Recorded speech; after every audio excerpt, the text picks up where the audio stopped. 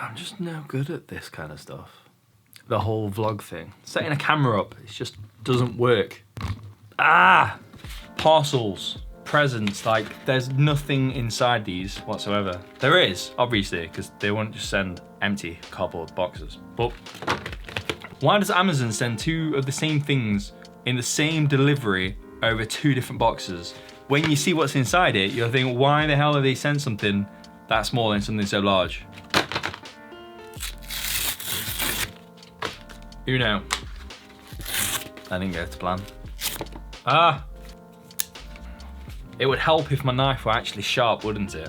So what we got is 2 brand new ProGrade V90 SD cards for this Sony A7S III. The reason I've got some more is because of the weddings, and the weddings are just getting a little chaotic when it comes to storage on the day, and it's nice to have some big cards lying around what I can use for any camera. So when I got the Sony A7S III, I had a few problems when it comes to memory cards. Now when it comes to memory cards for the Sony A7S III, there are 4 different types of memory cards you can use. You can use SD cards, V30s, V60s, and V90s, but you can also use CF Express Type A cards. Obviously, as you work your way up to the CF Express Type A cards, they get a lot more expensive, and these cards at the moment are £80, but when I first got them, they were about £150 each. When you need 4, 5, 6 of these to do a job, then it does get pretty expensive, and when you've got £1,000 just sat in your hand and you can lose them, and I have, it starts to get a little bit ridiculous, and you start to question whether you actually need V90 cards or something as fast. So with the Sony A7S III, the A7 IV, and the FX3, do you actually need them fast cards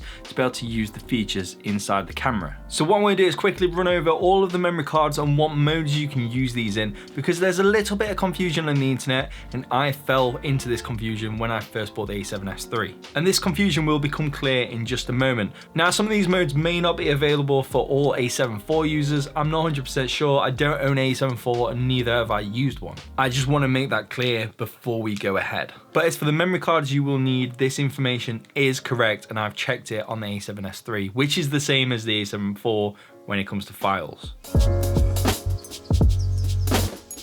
So let's make a start with the first card, the cheapest card of the 4, and that is the V30 SD card. So a good old-fashioned V30 card can cover most of the codecs that the cameras can do. This includes the XAVC-S HD, or just standard H.264 HD, the XAVC-S 4K, which is H.264 4K, and the XAVC-HS 4K, which is H.265. The V30 cards don't allow you to use the all-intra codecs. These are the XAVC-SI 4K and HD codecs. So if you're wanting to use the all-intra, V30s are definitely not for you. You also can't shoot in 100 or 120 frames a second in either of the other 2 4K options, which are the H.264 and H.265. But if you're just wanting to shoot in 4K 422 10-bit color, then a V30 card will allow you to do that. Unfortunately, that's where the V30 cards just stop. When it comes to slow and quick mode, you pretty much can't use any of the V30 cards. The only time you can use a V30 card is in the XAVC-S HD codec, and that's for 50 and 60 frames a second depending on what area of the world you live in. So personally, my recommendation wouldn't be to get V30 cards. If you're buying something like an A7 IV or an A7S III or an FX3,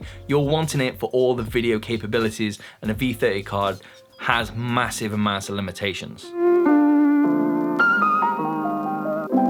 When it comes to V60 cards, that's where the confusion began for me. When it comes to standard movie mode, you can use a V60 card for the 4K H.264, 4K H.265 in all of the frame rates, including the 100 and 120 frames a second, depending on whether you're using PAL or NTSC. So therefore, I thought when it comes to slow and quick mode, you could still use 120 or 100 frames a second with the V60 card. So when I got the V60 cards and put them in and went to the slow and quick mode to use 100 frames a second, I was greeted by this message. Now this is only the case when using 200 frames a second in standard HD or 100 or 120 frames a second in any of the 4K options, excluding the all intra codecs. But you can use V60 cards for both 50 and 60 frames a second in 4K H.264 and H.265. So the V60 cards are okay, but it doesn't give you everything that you could possibly want.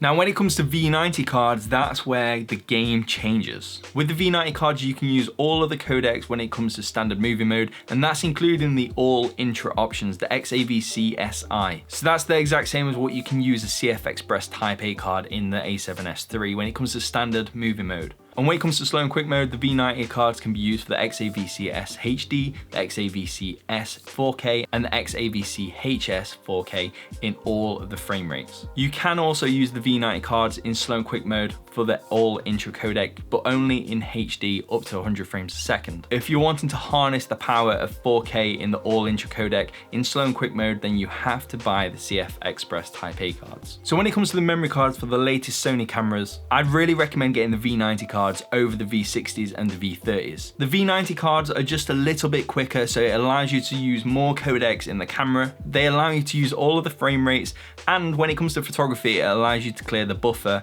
faster than it would do with a V60 or V90. Unfortunately, when it comes to the CF Express Type A cards, I just can't justify paying all of that money for one. At the time of recording this, to get a Sony 160GB CF Express Type A card for the Sony A7S III or the other Sony cameras, you have to pay £400. £400 could get me 5 of these at the discounted price, or 4 of these when they're at the full price. And for a CF Express Type A card, you don't actually gain much more than you do when you use a V90 card. Hello, Editor Danny here, just putting the video together. But it gets a little bit confusing in this video because it's like I'm talking a different language. With cameras these days, there's so many codecs. So what I've decided to do is put together a little PDF document that you can download, and I'll leave a link in the description box below. I've only tested it on the 3 different types of cards that I own. So if you use a different brand of card, then the results may differ slightly. Hopefully that adds to the help that this video's hopefully helped you with. Back to the video. So to sum this whole video up, if you're wanting to use all of the frame rates just in standard movie mode, get the V60s. But if you're wanting to unlock everything bar a little bit of slow and quick mode in the all intro codec, then go out and get the V90 cards. You will not regret it. Hopefully that clears everything up, and hopefully you don't make the same mistake as what I did. If you enjoyed the video, then hit the like button as it really helps me out. If you want to see more content like this, then hit the subscribe button. And if you do, I'll see you right there. Thanks for watching.